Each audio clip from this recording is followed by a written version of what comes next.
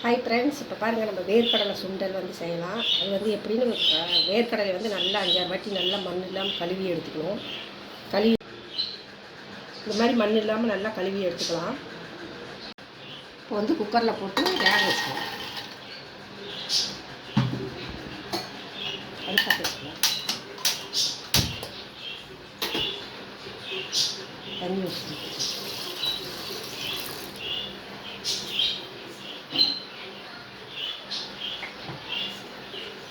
போட்டு உப்பு போட்டுக்கலாம்.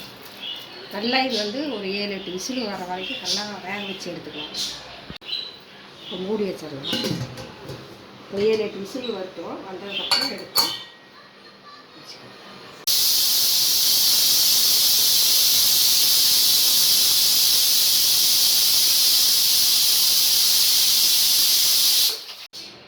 இப்போ கடலை வெந்துருச்சு, எடுத்துக்கலாம்.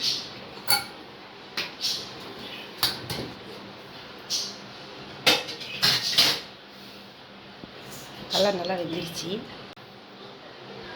வடிகட்டிக்கலாம்.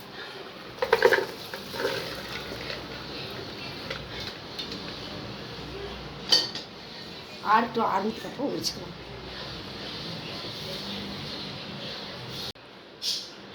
உரிச்சிக்கலாம்.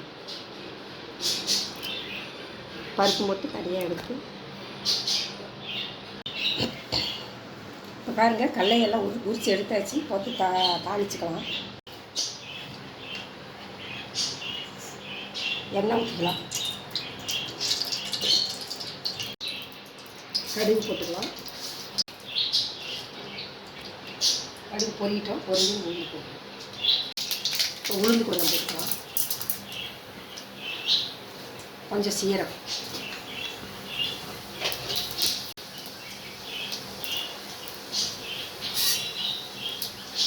பச்சை மிளகா 3 மிளகா போட்டுக்கலாம்.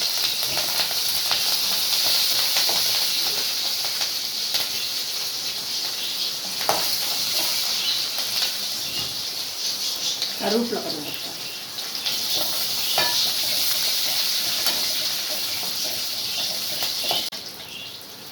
உரிச்ச வேர்க்கடலை போட்டுக்கலாம்.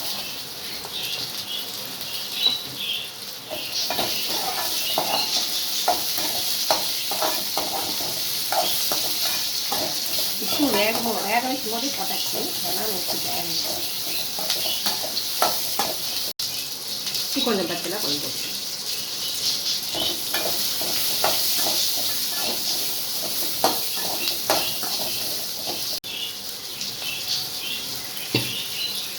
தேங்காய் போட்டுக்கலாம்.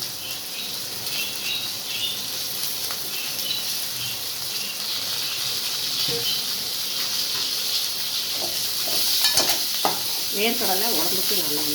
வேர்க்கடலை சாப்பிடலாம். அந்த மாதிரி சுண்டல் மாதிரி செஞ்சு சாயங்காலத்தில் பிள்ளைங்க ஸ்கூல் போயிட்டோன்னா இந்த மாதிரி செஞ்சு கொடுக்கலாம்.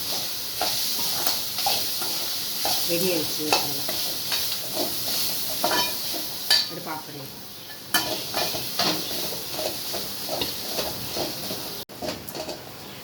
கொத்தமல்லி தலை போட்டுக்கலாம்.